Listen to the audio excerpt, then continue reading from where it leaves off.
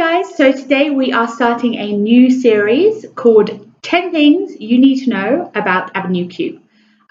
In today's video, I'm going to cover number 1 and number 2. So the very first thing you need to know about Avenue Q is that it's a cross between Sesame Street and South Park.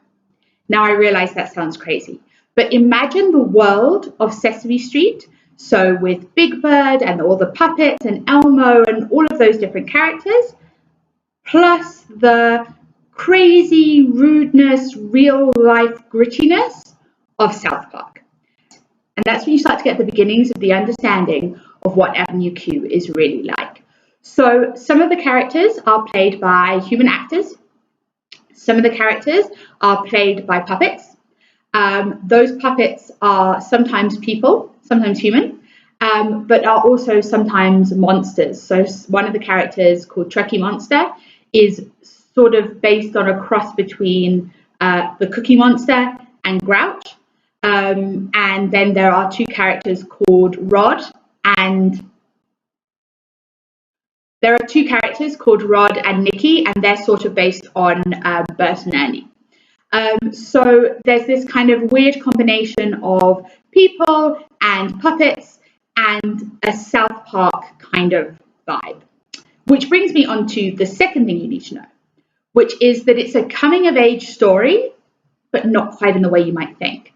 Knowing that this show is in the cross between Sesame Street and South Park means that pretty much everything is not the way you think. The overall story of Avenue Q is about a young guy called Princeton who has just graduated from university with a BA in English, and he doesn't really know what he's going to be and what he's going to do. He starts all the way up at Avenue A, thinking he's going to find somewhere to live, and he works his way all the way down all the different avenues until he finally reaches Avenue Q, which is where he can afford to stay. And his story goes through different adventures, and he meets different people, but it's all within a very real world, despite the presence of puppets. He goes through the real challenges that anyone who's graduated from university would have to go through: paying your bills, making sure you make rent on time, getting a job that you like. Most of the time, people don't get jobs that they actually enjoy. So for him to find a job that he actually has success in. Relationships, both family and otherwise. So all the usual kind of things that you would expect in a coming of age tale: friends, family, love, life, job, all that good stuff.